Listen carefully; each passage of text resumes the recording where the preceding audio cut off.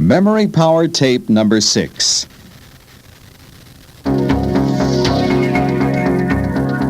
Now you know the loci and the link systems. These two systems have been around for a long time. In fact, the loci system has been around since ancient Greece, and the link system followed it by only a century or two. Since then, there have been few efforts to improve the system, partly because it served its purpose, and partly because few people really cared enough about memory to improve or invent a system. Many minor modifications were made, but there was little change in mnemonics until the 1600s. At that time, a rudimentary method was invented for storing and linking numbers. It was a great leap in memory training at the time, but wasn't accorded any great merit by the general public. The problem was that the memory training was not really taken seriously. The more seriously the world took education, the more mnemonic devices were ridiculed. People believed that mnemonics were merely tricks, and the advances in memory systems were ignored into the 1960s. During the 18th and 19th centuries, the numbering system, called the peg system, was gradually improved until it reached its modern state about 1880. Today, the peg system is taught by every memory expert in the world. It is an excellent system for remembering anything from numbers to letters to dates in history. We are going to teach you this system so you will know how to use it. But we will also teach you another system, the memory power system. The memory power system is the first improvement on the peg system since the late 1800s. We developed this system to compensate for weaknesses in the peg system. There is a third, less popular system that we will teach you also. You can decide which system is best suited to your needs and personality and use that system. All of the systems you are about to learn deal with numbers. These systems were designed specifically to help people remember numbers. The shape system is the most basic and the oldest of the three number systems, so we will teach you this system first. Numbers are difficult to remember because they are abstract ideas. They are difficult to visualize and therefore difficult to store. They have no color, no taste, no special emotional impact. In short, nothing that you can put a mental finger on. Because of this problem, someone decided it would be handy to convert numbers to objects. For example, one could be represented by a cane, two by a hook, and so on. Then you could easily link the objects together to remember long numbers. This simple system is a precursor to the more sophisticated peg system, and it is still used today. It is based on using a predetermined object to represent a numeral, and to make the system easier to remember, each object looks like its numeral. For instance, 0 can be represented by a ring.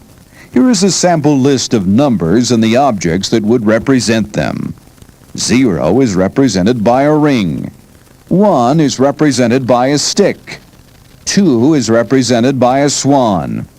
3 is represented by a double chin. 4 is represented by a sailboat. 5 is represented by a hook. 6 is represented by an apple with a stem. 7 is represented by a boomerang. 8 is represented by an hourglass. And 9 is represented by a flag. By linking these objects, any number can be stored more readily. For example, you might picture a boomerang wearing a wedding ring. The wedding ring falls off and lands in a sailboat where it sails until it bumps into an enormous apple bobbing in the water. If you can remember the link, you will have just stored the number 7046. All of that linking may seem like a lot just to remember 4 digits, but it only takes a moment to create the link, and once it is created, it can be recalled weeks later. If you think you might use the shape system, you should create your own list of objects.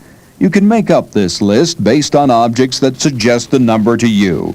That way you won't get confused when you're trying to transfer the objects back into numbers.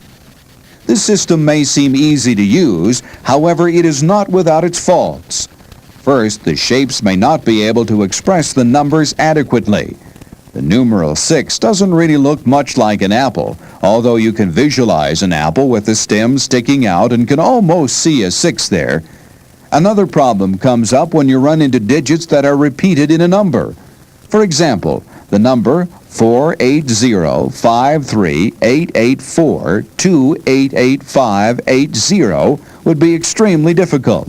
You have 2 sailboats, 2 rings, 2 hooks, and 6 hourglasses to link together. It would be hard not to overlook at least one of the repeated numbers.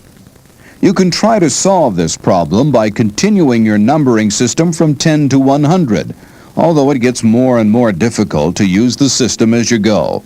It is difficult, if not impossible, to think of 100 object pairs to fit each number from 00 to 99. The shape system is actually a form of the peg system. In the peg system, numbers are converted to objects not only to aid in remembering the numbers themselves, but in remembering a numbered list. For example, if you had 5 items where the first item was iceberg, the second item was wagon, the third item was lettuce, the fourth item was bell, and the fifth item was pool cue, you could remember these items in order. To do this, you would simply link the object that stands for each number with the item on the list. For example, number 1 would be an iceberg with a long stick sticking out of it. Number 2 would be a swan pulling a wagon through the water. Number 3 would be a double chin with lettuce hanging from it. Number 4 would be a sailboat with an enormous bell hanging from its bow. And number 5 would be a hook screwed into the ceiling holding a pool cue. If you can remember these links, you would be able to remember the items in the list in order. The advantage of any peg system is that the numbers become pegs to hang objects on. As a result, you no longer need to memorize a list in order. By linking each object with its number shape, you are able to memorize a numbered list and recite it in any order. The only problem with using the shape system is that after you reach 10, it gets harder to link 2 shapes with an object. An improvement over the shape system is what has become well known as the peg system. The peg system has all of the advantages of the shape system and takes care of the shape system's biggest disadvantage. In the peg system, each numeral is represented by a consonant sound. There are almost 20 consonant sounds in the English language, and therefore more than one sound can be used to represent one numeral. Right now, we will go through the sounds of the numbers 0 through 9 so you can get familiar with the system. 0 sounds begin with a Z sound, so it makes sense to allow the Z sound to represent the number 0. Vowel sounds are ignored in this system, so the word zoo can be used to represent 0. Because the S sound is very close to the Z sound, 0 is also represented by the S sound. The word zoos then would stand for 00 because of the Z and the S sounds. Other words that would represent 00 are soos, Zeus, sighs, and says. Because the number 1 looks similar to a lowercase t, the T sound is used to represent 1. And because D is very closely related to T in the way it is pronounced, it also is used to represent 1. Also, the TH sound is used because it is built on the letter T. Some words that represent the number 1 are tea, die, tie, to, the, and toe. Date and ditto would be 11. Even though ditto has 1 D and 2 T's, the sound is what counts. We only hear 1 T sound. Dated would be 11. Moving on, we come to the number 2. A lowercase n has 2 legs. You can use that fact to remember that the numeral 2 is represented by the letter N. There are no other consonant sounds for 2, which make it even easier to remember. Following the rules for forming words to represent numbers, noon and none represent 22. The consonant that represents 3 was chosen for the same reasons that N was chosen to represent 2. M stands for 3 because a lowercase m has 3 legs. Therefore, words like mom and mummy stand for 33. Because 4 has the distinctive R R sound at the end, the consonant chosen to represent 4 is R. It should be easy for you to remember that R stands for 4 if you remember this. The word roar stands for 44. Ray represents 4. 5 has a weaker connection with the consonant that represents it. 5 is represented by the L sound. You can see the letter L by holding your hand up, fingers together and thumb extended to the side. You can remember the consonant that stands for 5 if you think of this. Lo represents 5, and Lily represents 55. 6 is one of the hardest to visualize because it doesn't share a close relationship to its sounds. The sounds that represent 6 are J, soft G, SH, and CH. 7 may be difficult for you to remember also. It is the K sound, and its closely related sound, hard G. You can perhaps see that a capital K looks like 2 7s stacked together, one upside down. That should remind you to use the K sound for 7.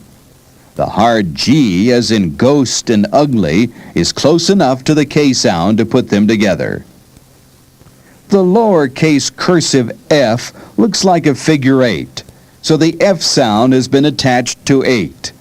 And because of similarities in pronunciation, the V sound is also used to represent the number 8. The similar sounds P and B are used to represent the number 9.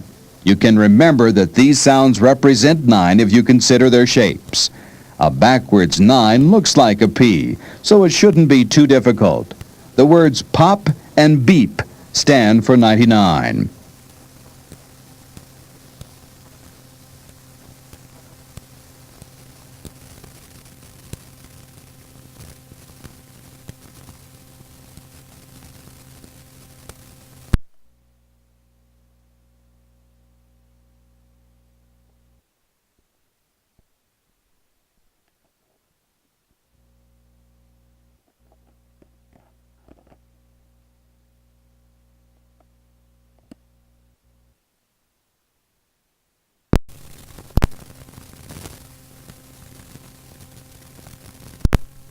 Them.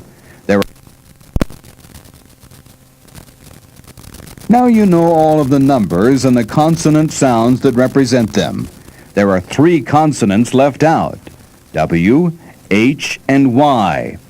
These consonants and all of the vowels are wild cards that have no meaning.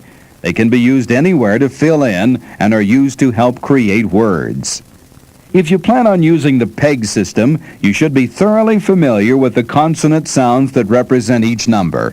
If you don't know the consonant sounds, you won't be able to think up words to represent the numbers. Before you start using the PEG system, you should probably develop a list of key words to represent each number from 0 to 100. If you get used to using the same words for the numbers, you will be able to think of them quickly when you need to remember a number. If you use the same words each time, you won't get confused. When you are creating your list, you should try to think of as many easily visualized objects as possible, and you want to keep conflict between key words to a minimum. For example, 33 could be represented by mom, main, or mummy, and the word ma could stand for 3. If you chose the word ma to represent 3, you wouldn't want to use mom for 33. The PEG system has many advantages, but it is not without disadvantages. We won't recommend or reject the PEG system. It's up to you to decide which system you will use, but we will point out the problems. The first problem is that it is difficult to remember what sounds are linked to what numbers.